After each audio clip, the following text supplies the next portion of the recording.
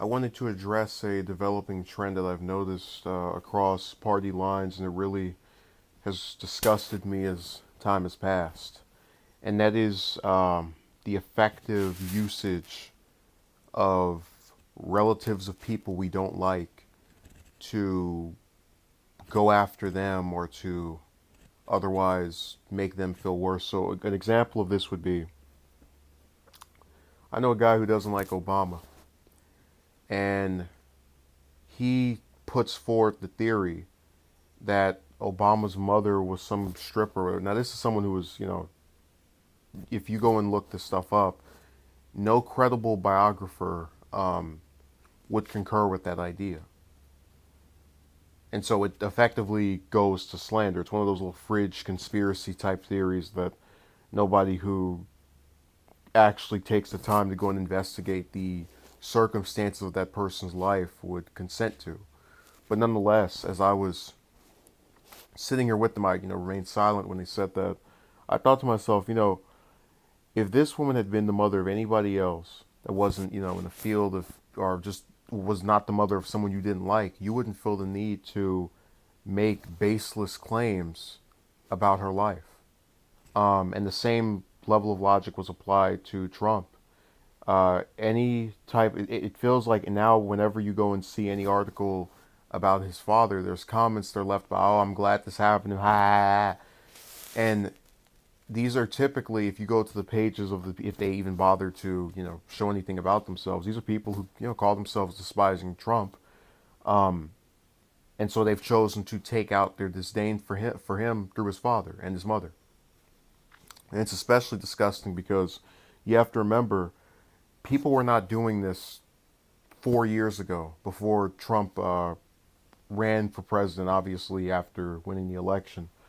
They were not feeling the need to go out and attack this his parents posthumously, which effectively means that prior to their son gaining the notability that he did, these are people that were not cared about in the way of dedicating time to slandering them or dancing on graves or anything of that nature. This same school of thought applied with Barbara Bush's death 2 months ago, when the woman, the Fresno professor, said that she was an amazing racist who raised a war criminal.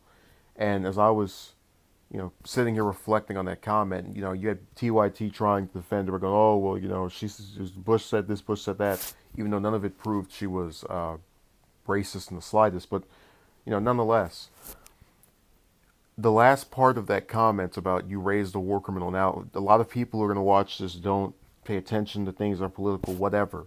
But that is referring to George W.'s tenure in the White House. That starts in 2001. Now, they're referring to the activities of her son, who at that point is in his 50s, at the very least going into his 60s. So let me get this. So again, let's clarify here. This woman is trying, when she wrote that comment about Bush, about Barbara, or whatever. She was going out of her way to make the claim that a mother somehow was supposed to levitate control over her past middle-aged son. Now, anyone who thinks of that logically will say that's ridiculous. It's the son's fault that stuff happened. You can't blame that on the parents. But people just across party lines will go after those who are related to someone just because they're related to them. It's a disturbing practice, and it also goes back to why I've talked about the lack of humanity, the lack of logic, the lack of just understanding.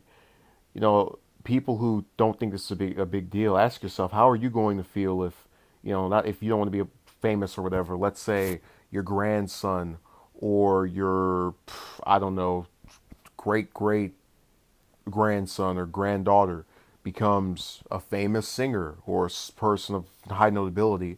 And so when people dislike what that person sings and does, they go back and they say, hey, let's play Family Tree and make fun of the fact that his, referring to yourself here, great, great grandparent died at 39 or something.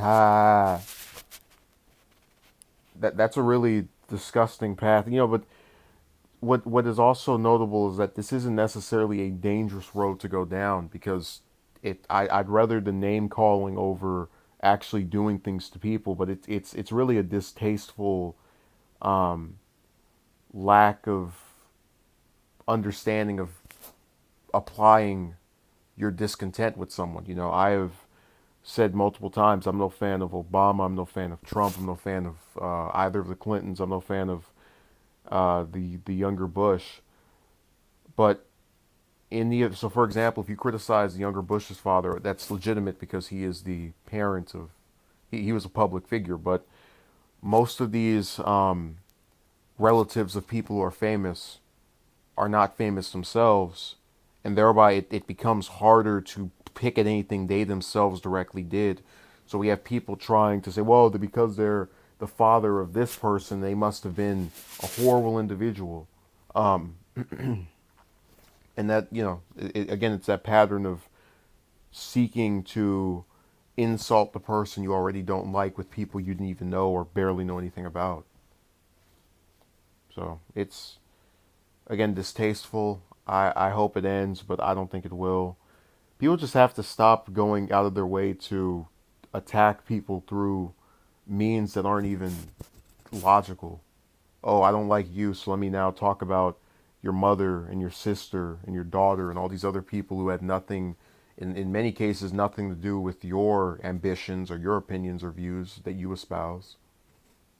And just for whatever reason, they're perfectly content with trying to defame or defile someone who just happens to have relation to someone you already didn't like. And I know this is a difficult topic to kind of speak about, but I hope the examples illustrate what I was referring to.